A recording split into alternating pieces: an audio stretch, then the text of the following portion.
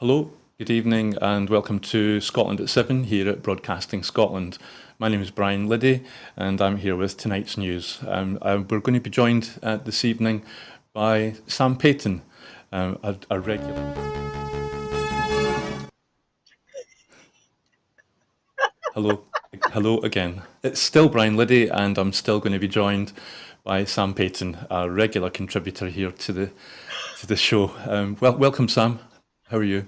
Hi, Brian. Isn't live TV absolutely wonderful, isn't it? I know, and I can't be blamed for that one because I'm sitting here. Anyway, And you're not behind the scenes tonight. No, it's Linda. Here we go. So I'll start now with tonight's coronavirus update as usual.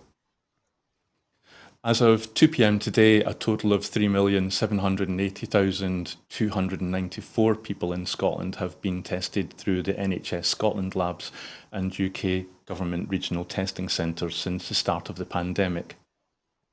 Of these, 3,010,652 people have been confirmed negative, 769,642 people have tested positive.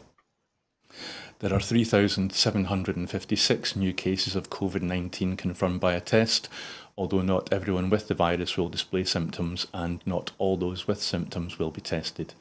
There have been no new reported deaths of people who have tested positive in Scotland.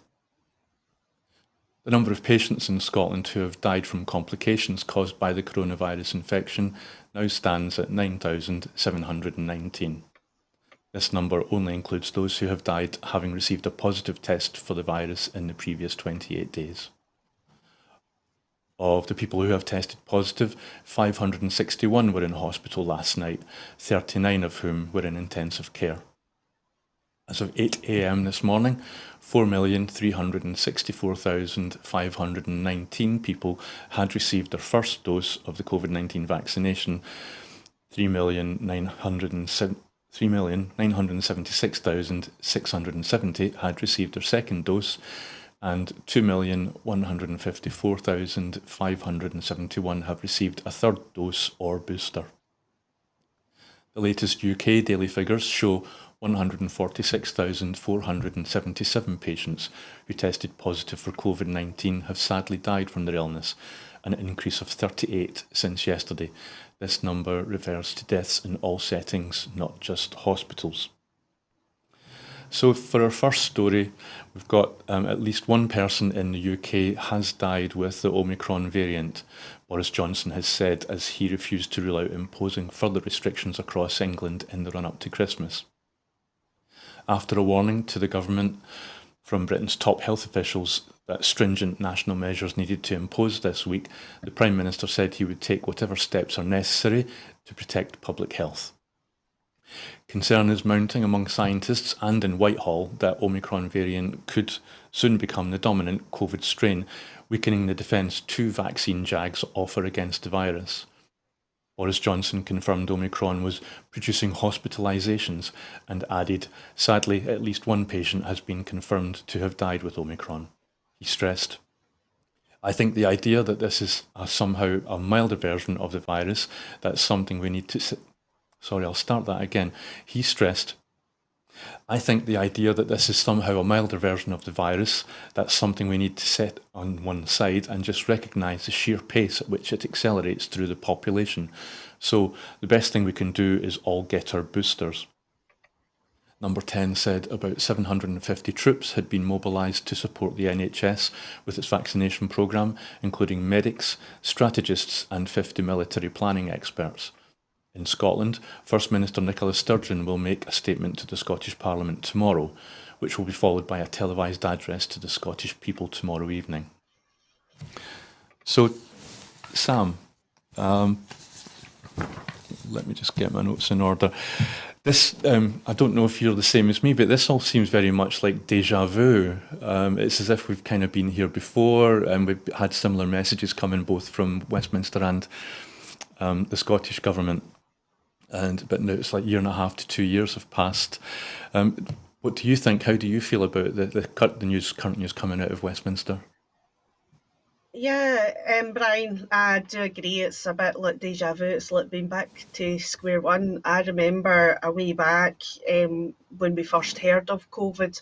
It was I was actually in the studio where you are tonight, and that was the first time I'd heard about it. And it was because they were reporting on what was coming out of China. So 2 years have passed, and we are still reporting on COVID. It just it's a different variant, and and even a way back then, and the weeks that followed from the first initial reports coming from China, Westminster were playing down COVID. It was going to be it was like a bad cold. It was nothing to be worried about. And I remember us actually on the show actually saying, "Oh, it'll be fine. We'll be okay, and not to worry about." And because we genuinely believed that it was nothing to be serious, and we didn't think it was going to come here. And obviously, we were all proven wrong, and we have seen the devastation 2 years on of what COVID can do. And, and that now this new variants came along. And hearing Boris Johnson, for any, I mean, I don't know if you watched the press conference thing he done last night. I don't quite know what it was he done last night, but he made an attempt to talk to the people of England. And it was very apparent he was talking to the people of England, not the people of the UK. But however, if I was sitting in England waiting for my Prime Minister to reassure me and tell me what's going to happen next, there was no reassurance and there was not much information. It was booster, jab, pretty much. But there was no much other information. And I think us here in Scotland, we're quite lucky we've got Nicola Sturgeon, because I imagine tomorrow when she addresses Holyrood, it'll be a lot more detailed, there'll be a lot more information, and when she addresses Scotland tomorrow evening, again, there'll be a lot more detail, a lot more information, and we will have an idea of what direction we're going in as a country. Whereas with Boris Johnson, we haven't got a clue. So, All we know about, sorry, Brian, oh, all we know it's about is Omicron's is more contagious. much more transmissible, much more contagious. And as our Yeah, colleague Hugh Stewart showed the other night, he showed a graph which showed true exponential growth where it literally doubles each day. And yeah, but going back to that record, yeah, Prime Minister Johnson's broadcast to the nation. Do you think it shows? And you talked about the First Minister Nicola Sturgeon, but the fact that Boris Johnson's he pre-recorded his statement to the yeah. nation, whereas we're told that the First Minister is going to be given a live broadcast to the nation. Do you think there's still a difference then in the way the two communicate to their voters? Yeah, there certainly is, isn't there, Brian? You see Nicola Sturgeon, everything's live. She takes the questions of the journalists, which are very difficult. I mean, when you sit and you watch her briefings, you just sit there and you just think, oh my goodness. If it was me standing there, I think I would have a few choice words for some of them, and be very tempted to uh, chuck my pen at them. Nicola manages to kind of stand there, and she very much like the stateswoman, and love her or loathe her, she is very good at her job. Whereas Boris Johnson, he just looks, he's just a joke. He's a cartoon character, really. There is no seriousness there, and Sam, even when you just can't take the man serious. yeah, and Sam, you'll find that there's quite a lot of stories tonight where Westminster and the virus plays a role, so there'll be plenty of opportunities to unpack those kinds of points as we go through the show. So if you don't mind, Yeah, I'll move on to the next story, which is related. In a statement, First Minister Nicola Sturgeon has said that urgent work is underway to further accelerate the rollout of the booster vaccination programme in Scotland. The First Minister said Scotland already has the highest proportion of the over 12 population protected with booster or third doses of all the UK nations. Now, however, urgent efforts are being made to step up the pace even further with the aim of offering a booster jab appointment to all eligible adults by the end of this year if possible. All 30 to 39-year-olds will be able to book their appointment for a COVID-19 vaccine booster from today through the NHS Inform website. Appointments must be booked at least 12 weeks after a second dose. However, anyone with a confirmed case of the virus since receiving a vaccine should wait 4 weeks from testing positive to receive their booster. The online portal will be extended to enable 18 to 29-year-olds to book booster vaccinations later in the week. The portal has already opened to health and social care workers, the 40 to 59 age groups, unpaid carers who are 16 and over, and those aged 16 and over who are in households and contacts of the immunosuppressed individuals, and will continue to be available to all of these groups. In a radio interview this morning, Health Secretary Humza Yousaf acknowledged how challenging it will be to meet the new vaccine target and confirmed that he had requested additional army personnel some weeks ago, but was still waiting for MOD approval. So, Sam, the end of the year is less than 3 weeks away, and that's not even counting Christmas and New Year holidays. Is it possible to vaccinate to booster levels all the eligible adults in Scotland? Who knows? And then today we learn in this news item that Humza Yousaf, the Health Secretary, has already asked Westminster for military help to fight COVID and Omicron weeks ago. We haven't heard if there's been any reply. And then in the previous story that we just covered, we learned that Boris Johnson has announced military intervention to support the NHS. What do you think of that? It seems there's a gap in time between a call from Scotland and an announcement coming from Westminster. It's just the typical way of how Westminster like to operate, isn't it, Brian? That, you've got Scotland asking for the military help, which we are entitled to, and then, they don't hear anything, and then there's the Westminster announcing they're going to be getting the military to intervene and mobilised to basically get the booster programme done. This is the problem with the union. For anybody who agrees with the union, this is so apparent, and what we have been facing all the way through COVID and before COVID, where we're treated like second-class citizens. And it'll be the same with Northern Ireland, and it'll be the same as Wales as well. England very much, Westminster very much looks after Westminster and then England. And it is through COVID we have seen that. It's very much a case of that's the top priority, and the rest of us are left at the end. So it's going to be interesting what's going to happen, because we've got they're claiming they want to get everybody's eligible boosted before January. I personally don't think they're going to manage it, and my reasons being is the staff are already exhausted. They are already exhausted. They're already burning out.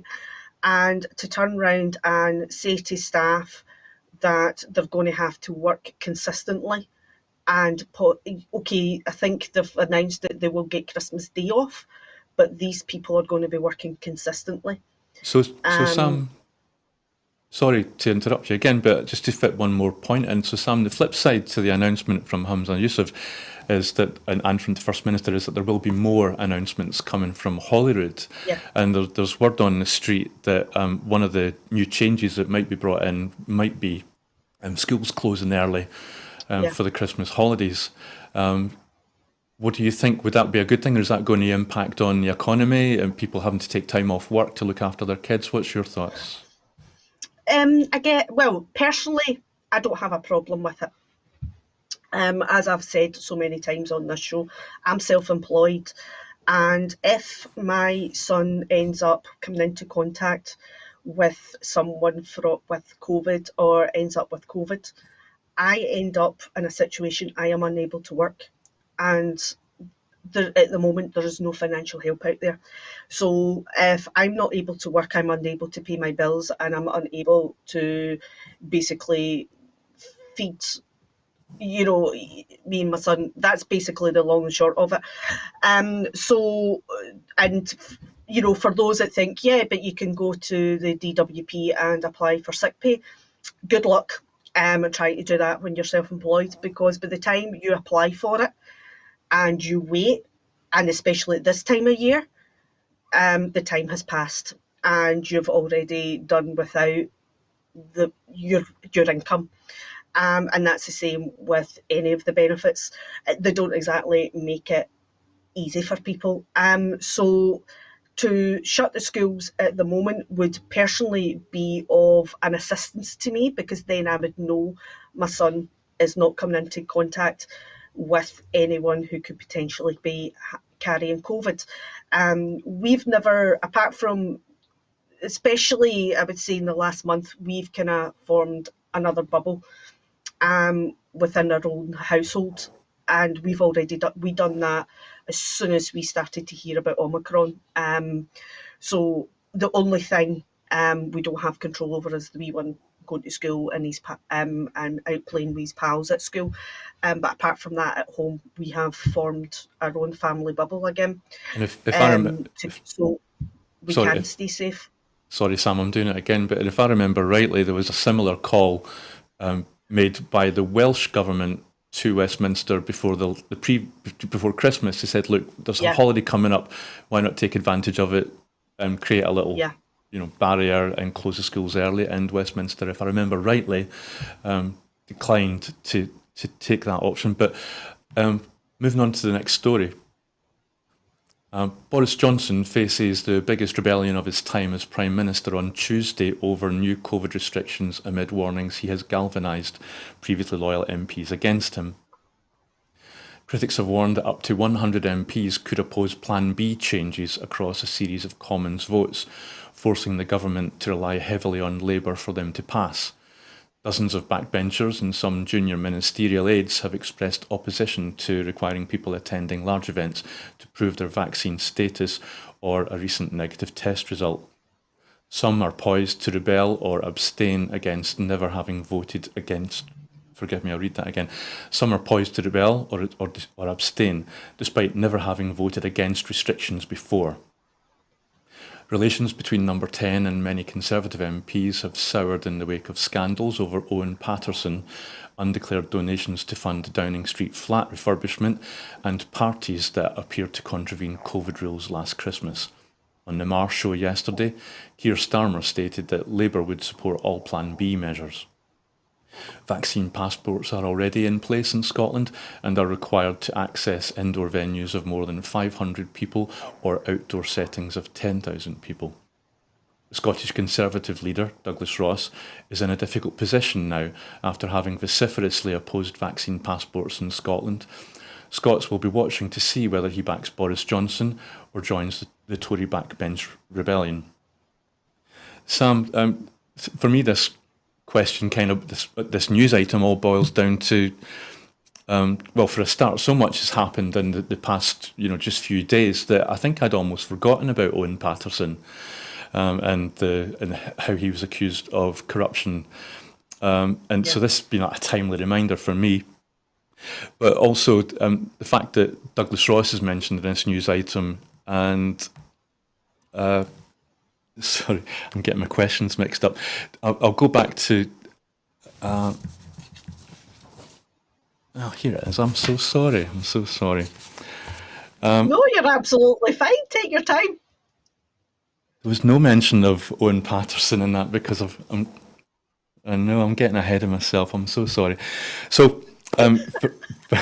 For me, the crux of this. Real live TV, it's brilliant. Normally, Brian, it's normally me getting people's names wrong. I remember mispronouncing Lukashenko, and it was hilarious. It was hilarious. Well, so I would be the same. I'd be right with you, Sam. I promise. So. Going back to the question about Boris Johnson facing Tory party rebellion in Parliament over COVID rules, Douglas Ross, as a leader of the Scottish Conservative Party, was mentioned right at the end of that item. And for me, it seems that the crux of this story is that although Ross is the leader of the Scottish Conservative Party, he's still an MP at Westminster for a Westminster constituency. So do you think, is it possible for him to hold both posts simultaneously without creating some kind of blaring contradictions? The Is he thing always is, going to is he always going to be the thing contradicting is, himself? Sorry. yeah, he is always going to be contradicting himself. And the thing is, our wee pal Murray Ross, or Douglas Murray, or whatever you want to call him, he's paid to disagree with anything that Nicola Sturgeon and the Scottish Government want to do. It doesn't matter what they do. They could turn round and promise everybody in Scotland £1 million tomorrow, and he would disagree and say it wasn't enough, or there would be something wrong with it. Then he goes to Westminster, and Boris Johnson could turn round and say, I'm going to tax everybody £1 million, and he would agree with it. He would agree with that and say, the man is an absolute idiot. I love that Scottish word, idiot. He's an absolute idiot. He makes absolutely no sense. How people can vote him in, I do not know, because nobody knows where he actually stands in terms of what he agrees with, what he doesn't agree with, and where he's, apart from the fact we know he's a Scottish Tory. That's it. We don't know, because he is in a very difficult position, because now England is wanting to bring in measures to bring England up to where Scotland is with COVID, which he didn't like. And he spat the dummy and took a temper tantrum like a 2-year-old would. He is just, and now he's being faced to vote for this tomorrow at Westminster. So it'll be interesting to see how he votes, or whether he abstains. I think he might actually abstain.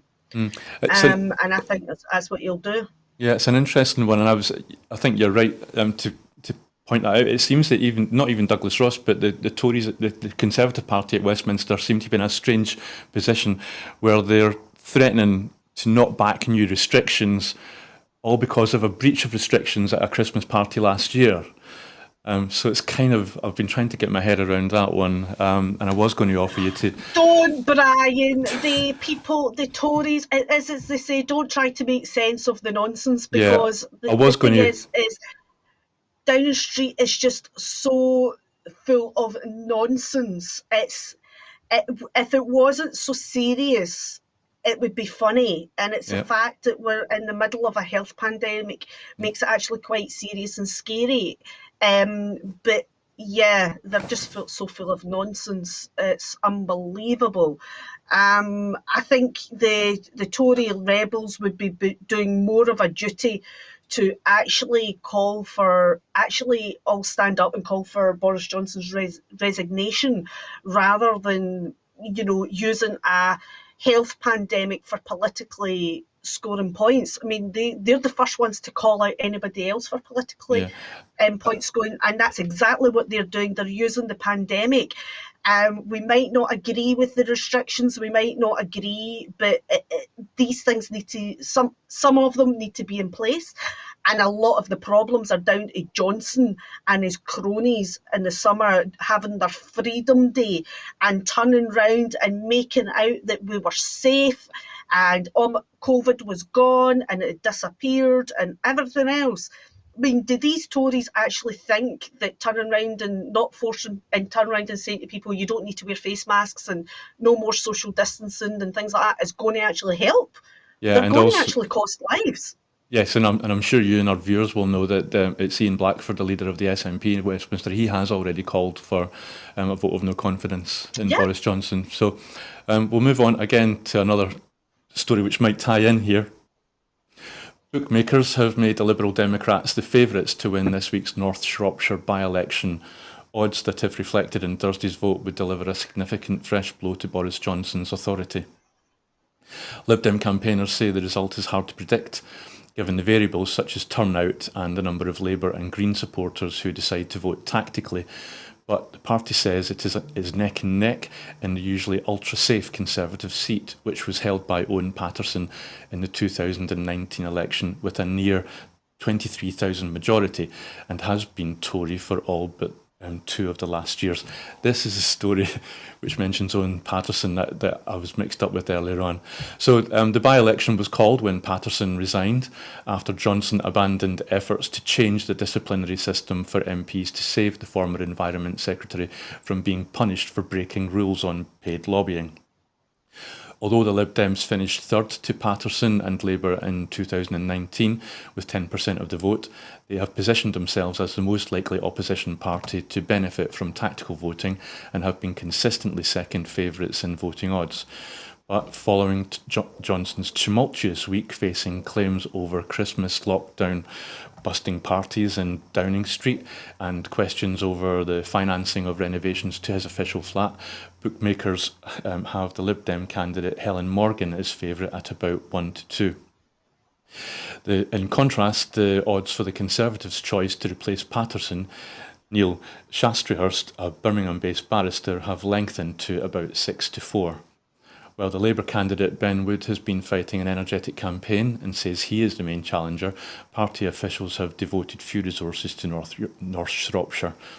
Speaking on Sunday, Labour Shadow Foreign Office Minister Yasmin Qureshi MP effectively acknowledged her party had deliberately left the field for the Lib Dems, saying that Labour are never going to win North Shropshire.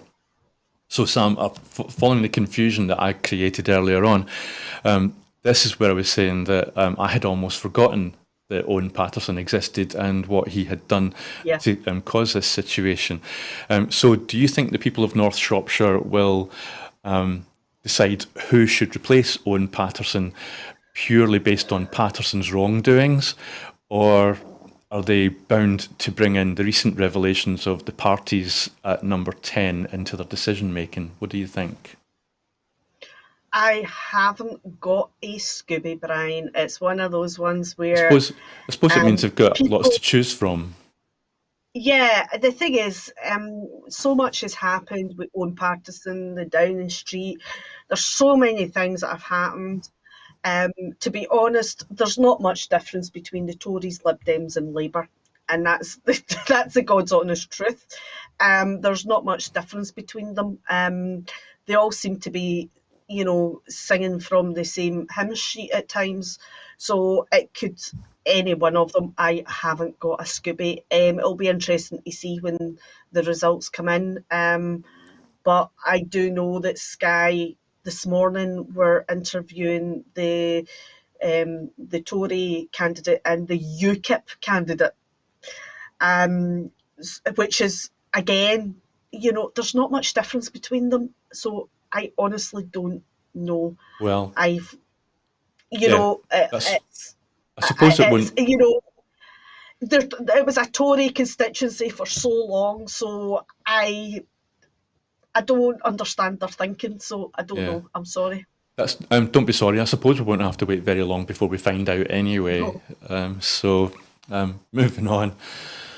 The Commons Public Administration and Constitutional Affairs Committee has backed the SNP's call for the UK government to ditch the elections bill, saying the requirement to show ID at polling stations would upset the UK's electoral system.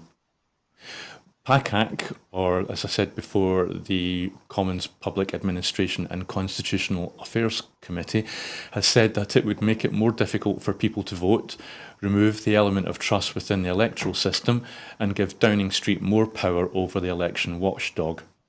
The SNP has repeatedly warned that the bill would be a full frontal assault on democracy by disenfranchising millions of people across the UK. Since the requirement to produce photographic identification at polling stations was introduced in Northern Ireland in 2003, the turnout at the 2004 Northern Ireland Assembly elections dropped by 2.3% as a direct consequence. The Electoral Reform Society has demanded that UK ministers take the findings of this report as an opportunity to pause and rethink on this dangerous legislation. Commenting, SNP MP and PACAC member Ronnie Cowan said, "It's unusual for our select committee with a Tory chair and a Tory majority to be so critical of a Tory government bill. But the elections bill is a full frontal assault on democracy and should rightly be condemned by all parties." Age UK has said that 500,000 older citizens would not vote if the scheme was introduced, and similar fears of disenfranchisement have been expressed by BAME and disabled groups. Now, Sam, once again, we have a story that raises the issue of trust in the Westminster government and a description of a transfer of power away from the electorate to the government. And I know that we're supposed to be impartial, but just to let you, this actually, this affects me personally. I could become one of those disenfranchised voters, certainly one of those older disenfranchised voters. I've never learned to drive, so I do not have a driver's license for photographic ID. I've let my UK passport lapse because there's been no travelling since COVID and lockdown, and certainly no journeys I want to take. And also, I'd like to, I'll be honest, put my cards on the table. I want to get a new Scottish passport in the future rather than renew my British passport. So I've got no way to prove that I exist, and if this legislation comes to pass, then I won't be able to vote. Do you think I'm alone in that here in Scotland? No, you're not alone, Brian. I know quite a few people in similar circumstances who have never learned to drive, so they don't have the driving licence. And again, I've let my passport lapse as well, and so has many others.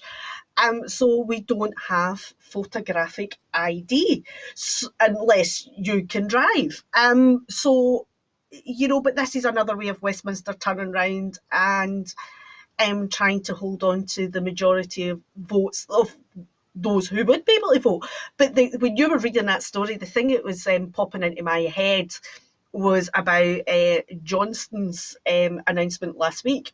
Now, if you remember last week, I think it was Monday, I could be wrong, but I think it was Monday when Boris Johnson stood in the news with his police bonnet on and his jacket on, talking about crime and drugs and how we were going to fight against all these drug lords and fighting everything else. And basically, he was talking about removing people convicted of drug offences could have their passport and their driving licence removed. So you're then going to have a situation that you're trying to say that criminals no longer have the right, or people who have been convicted of a crime no longer have the right to vote in an election. So then you're going down the route of human rights, because like it or not,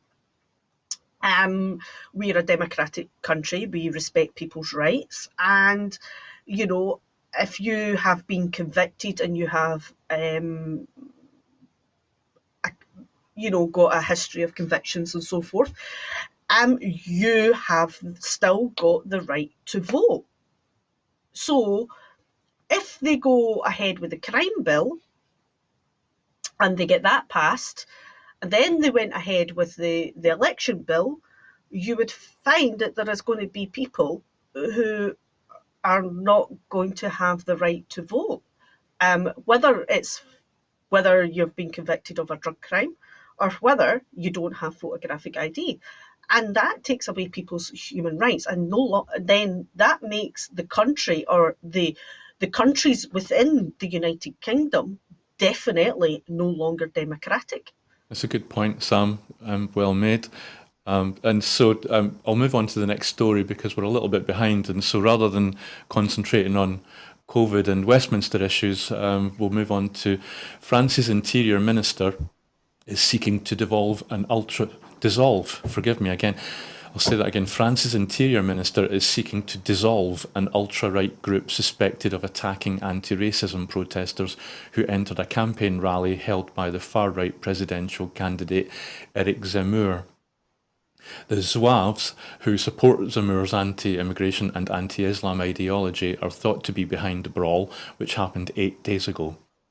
Members from the anti-racial discrimination group SOS Racism were set upon after they entered the rear of the venue to protest against Zemmour. The group said it had aimed to protest peacefully, but 5 of its members were injured. In one clip taken that night, a man was caught violently punching the head of a young woman who was wearing a No to Racism t-shirt. Other assailants kicked and threw chairs at protesters after the meeting. After the meeting, police said they had identified about 50 people linked to the Zouaves who had posed for a picture and chanted "On est chez nous," or "This is our home," according to AFP. On Sunday, the Interior Minister, Gérald Darmanin, said he had begun legal action to have the Zouaves movement outlawed and hoped the State Council would agree to the ban. Zouaves were originally part of the French army between 1830 and 1962, which fought in the Crimea and Italy during both World Wars, and in Indochina and in Algeria. In French slang, to be Zouave is to play the fool.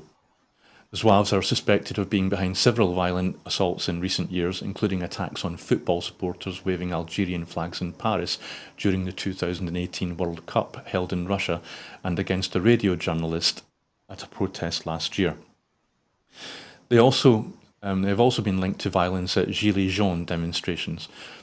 Made up of almost entirely men in their 20s and 30s, Zouaves are believed to have no formal structure, but gravitate around a dozen members that get together to carry out hit-and-run actions.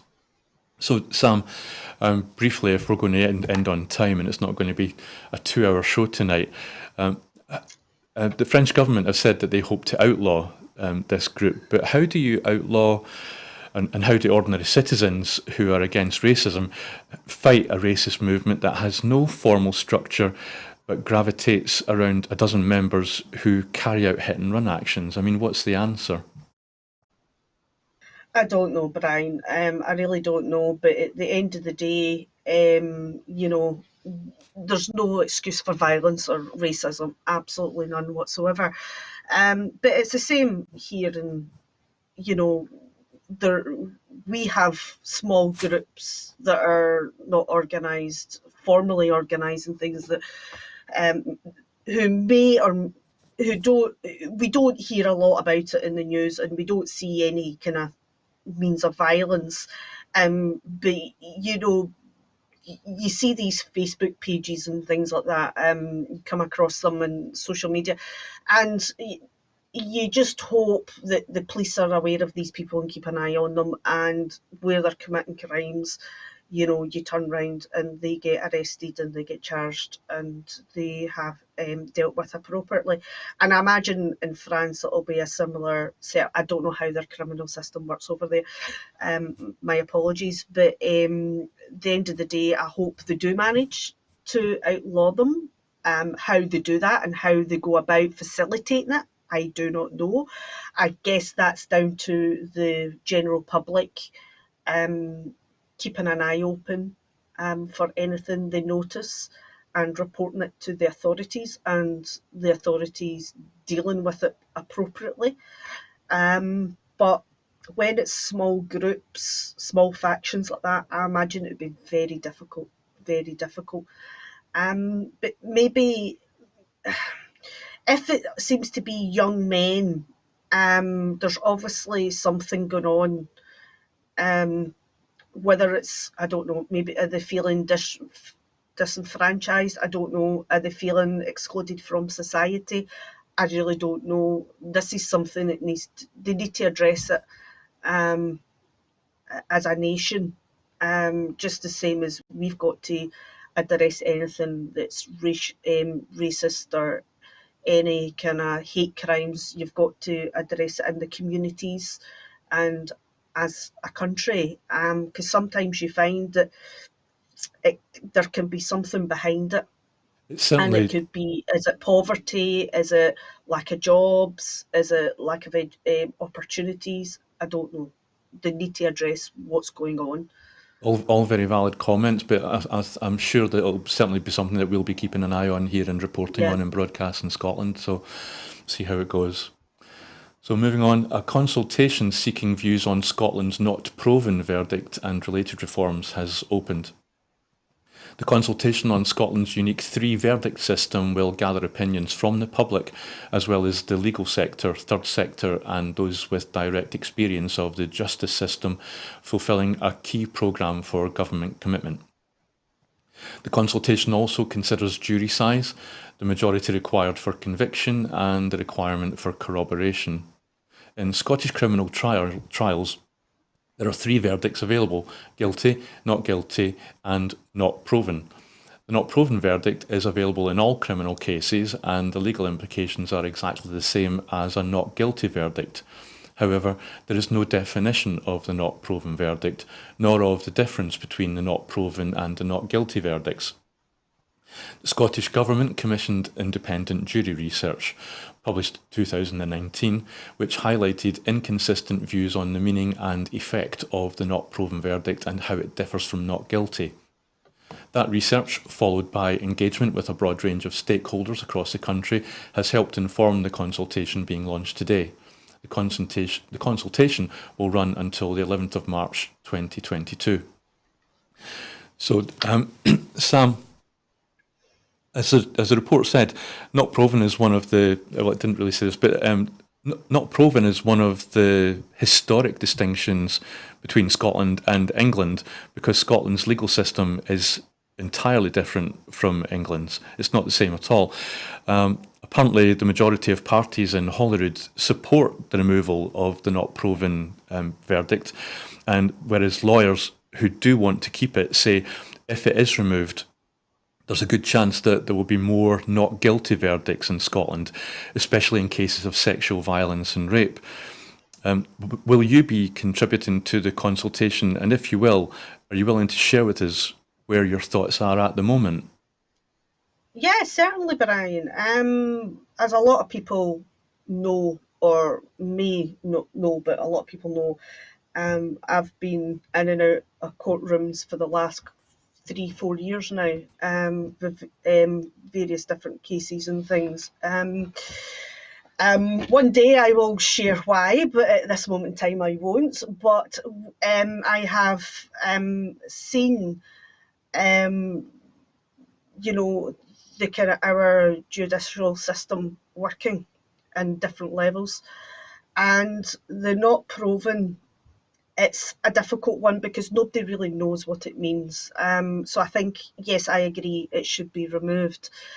But I'm not a solicitor. I don't have any law training. So I'm sure the solicitors out there would be able to back up them saying that they want to keep it. In terms of the Scottish law, in terms of collaboration, it's a difficult one. It is really, really difficult in Scotland to get a criminal conviction or a guilty in Scotland because of our collaboration. Um, um, so, yeah, the system does need an overhaul. It does need to be looked at, because just for personal experience, at this moment in time, for certain situations, not all criminal cases, but for some and certain ones, it is very, very difficult. Very, very difficult, especially for the victims and the family members of the victims. Um, it, it does need to be. So I will be filling out the consultation and taking part of it in it, because I think it does need to be, certainly have an overhaul. Um, Whether it's just one or two things they change, but just, or they need to do a full overhaul, I don't know. I'm not a solicitor. I Well, really don't know. But there needs to be something, some minor changes at least. well, apologies, Sam, if I strayed into an area that was No, a no, bit too personal, no, no, not but at all, not at all, not at all. Don't apologise, Brian. If I didn't feel comfortable, I wouldn't have said so. Don't ever apologise. But it is very much, it's difficult with certain cases. It can be not proven. and collaboration can be very difficult for the families of victims and victims in certain cases. Well, So there needs to be a way. I don't know what the answer is because I'm not a solicitor, but there needs to be a way of making it a bit fairer for everybody. yeah, well, thank you for your insight. I really appreciate that. So we'll move on. Fines for fly tipping could be more than doubled as part of proposals included in the consultation on a new national litter and fly tipping strategy, which proposes a range of measures to prevent litter and fly tipping, improve data, and strengthen enforcement. This includes raising fines for fly tipping from £200 to £500, the maximum permitted by current legislation. The consultation also asks if they should be raised beyond this cap. The introduction of a sustained national behaviour change campaign is also being proposed, aimed at breaking the cycle of littering and fly tipping. This would be supported by new research looking at why people continue to litter. Launching the consultation, Circular Economy Minister Lorna Slater said, "We want a Scotland that is free of the blight of litter and fly tipping. That's why we're asking for viewers on a bold set of measures that could help make our streets, parks and public spaces free of rubbish. Litter and fly tipping are not just a blight on local communities, they also cost millions of pounds each year in clean-up costs. We need to send a clear message that this behaviour will not be tolerated." The consultation runs until the 31st of March 2022. So, Sam, again, it's another topic that I must admit I personally would like an answer to this one. Why do people continue to fly tip? But it seems to me, I'm a resident of Glasgow, and it seems to be that everywhere I go, there are mattresses everywhere. And, is it the same mattress that moves around that's following me? Or, I don't know. The mattress likes you, Brian. That's what it is. It likes you. It's taking a fancy, or so people can have a lie down. I really don't mean to be glib. He said being glib, but it is. They are unsightly and eyesores. I don't know. What do you think? What is it? Oh, Brian, as much as we have a giggle, it is one of my bugbears. Here, where I stay, our housing association have tackled fly tipping in a fantastic way. What they do is basically it used to be twice a year. Now with COVID, it's once a year. I wish they would go back to twice a year. We pay a service charge on top of our rent and so forth. And what happens is they get the big, massive, and I'm talking massive big skips. They're huge. It's like the ones you get in the kind of what I call the coup, the recycling centre, I think is what they call it now, but I still call it by the good old fashioned coup. So they get them, and they get put around the village. And what happens is they're there until they are filled, and it allows people to clear out their gardens and everything.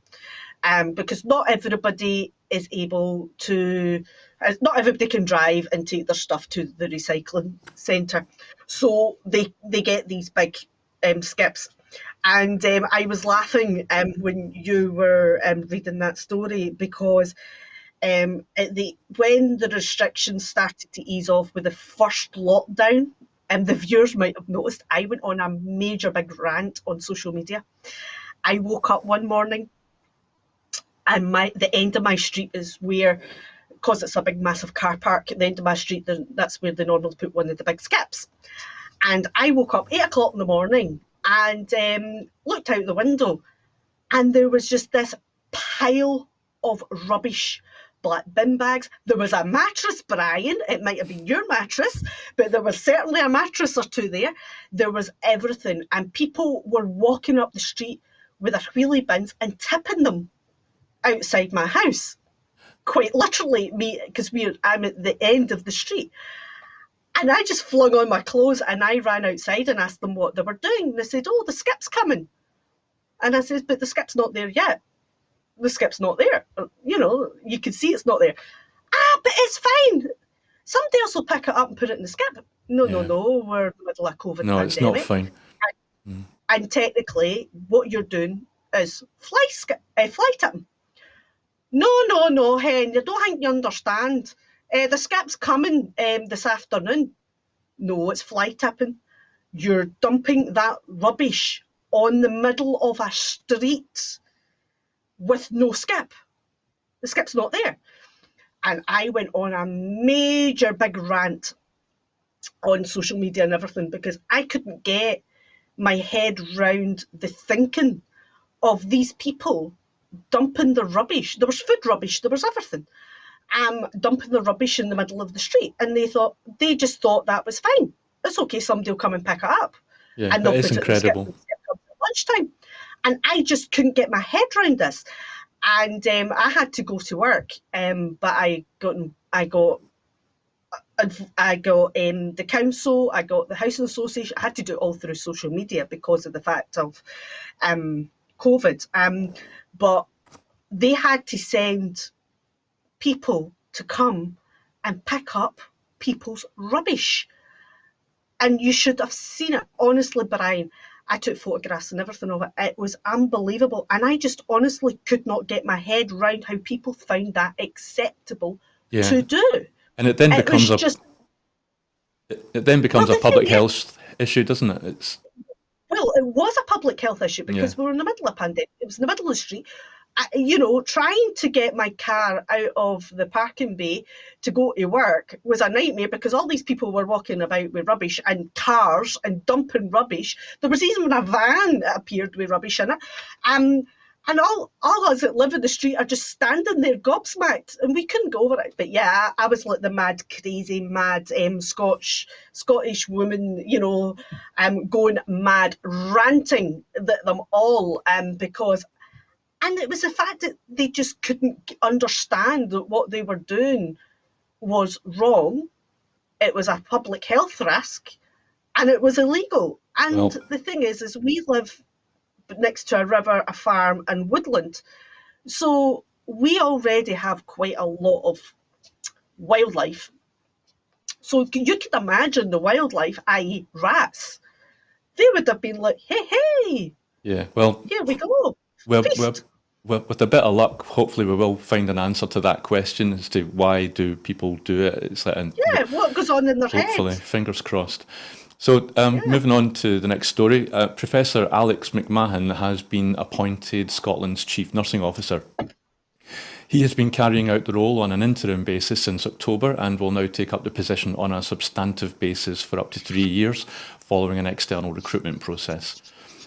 Professor McMahon, who had previously worked as Executive Director of Nursing, Midwifery and Allied Health Professionals for NHS Lothian. Sorry, that was meant to be the end of a sentence. So previously, where am I? Previously, he worked as Executive Director of Nursing, Midwifery and Allied Health Professionals for NHS Lothian. Full stop. Health Secretary Humza Yousaf said, "I welcome the appointment of Alex McMahon as Chief Nursing Officer. He brings a wealth of experience and excellent leadership to this key position as we continue to face up to the challenges of the COVID pandemic." Professor McMahon was the Executive Director of Nursing, Midwifery and AHPs at NHS Lothian and was a chair of the Scottish Executive Nurse Directors Group for 4 years, working closely with the previous Chief Nursing Officer to shape policy and professional practice. He qualified as a registered mental health nurse in 1986 and as a registered general nurse in 1989 and has worked in the private sector, NHS and Scottish Government. He holds honorary professorships with the University of Stirling and Queen Margaret University. Now, Sam, believe it or not, this is another topic that I have a personal involvement in. I did not choose these topics tonight, by the way, but I don't know how many people will know, but I used to be a nurse. My first job when I left school was nursing. I was a registered general nurse. And indeed, from the dates, I think I probably started my training around about the same time as Mr. McMahon. And I just wonder what your thoughts are, because one of my strongest memories of that period of my life, my nursing career, was if I was at a party or out and about and chatting to somebody that I'd never met before, and they would say, "What do you do?" And I'd say, "I'm a nurse." And they would go, "Oh, a male nurse?" And I know that I'm not the biggest, most masculine, strapping fella that you're ever going to meet, but I would sort of think, well, yeah, so So for me, it's good news, but that there's a Mr. McMahon has been elevated to a senior nursing in what's usually seen as a career that's for women. So I don't know what you think about that. Does that help? Well, the thing is, it's, all about equality, isn't it? And equality is good right across the board, regardless. And at the end of the day, you you know, having a nurse, it doesn't matter, what their gender is or who they are, as long as they can do their job. That's the main thing. And and the main thing is he's able to lead and give direction, especially at the moment in the middle of a pandemic, which is crucially needed. Um, I didn't know you were a nurse, and I bet you were a good nurse as well, Brian. But I do know many nurses, and I do know that many of them are exhausted right now. They, like yourself when you were a nurse, they give every time they go on shift, they give 110%. They give a wee bit more all the time, and it's right now a lot of them are exhausted and they need a bit of hope, a bit of they need somebody with really good leadership skills and to get them through whatever's coming next with Omicron. And I hope that Mr. Mahan has got that and can steer the ship, as they would say, into positive waters and keep it going. Because the thing is nurses are very important, as is everybody in the care industry, whether it's nurses, assistants, doctors, ambulance drivers, paramedics, the lot. We need them. We need every single one of them. So I hope he does a good job and wish him well. And I hope he is a good leader. Well, thank you for that, Sam. And I suppose maybe just to clarify, it's like behind my sort of reminiscence there, it was, I loved every minute of my nursing career, and I would thoroughly recommend that it shouldn't matter whether you're male, female, or whatever. Yeah. Just, it's a great job, despite the deprivations and the tough times that they're going through at the moment. I would thoroughly recommend it. Yeah. I don't know if we're really going to have time to do the last story justice. So I think we'll just wind up for this evening. Thank you, Sam, for your time and for your thoughts and your knowledge. It's been a pleasure, Brian. Thank you very much for having me on. It's been a pleasure being on with you, because I know we have met a few times in the studio and had a couple of leathers, but it's been fantastic being on the show with you tonight. Yeah, Thank you very much. And after tonight's show, what I'm going to do is the next time I see that mattress, I'm going to write my name on it, and then I'll know if it's Take the same. a photograph and get it on social media. Yes. And so anyway, so I'll speak to you again, surely here on Broadcasting Scotland. Thank you, Sam. Cheerio. Thank you, Brian. And so it goes without saying, it's just for me to say that we cannot do what we do here at Broadcasting Scotland. Maybe after tonight's show, you'd wish that we didn't do any more. But please, you'll see the address for our crowdfunder below me on the screen there. If you do already support us financially, then thank you. If you don't, but you're thinking about it, then please do, because we need all the help we can get at this current time. So the other way to help out is to sign up, go onto the Broadcasting Scotland website and maybe think about contributing. Maybe you have some skills that you can offer us, and that would be very much appreciated also.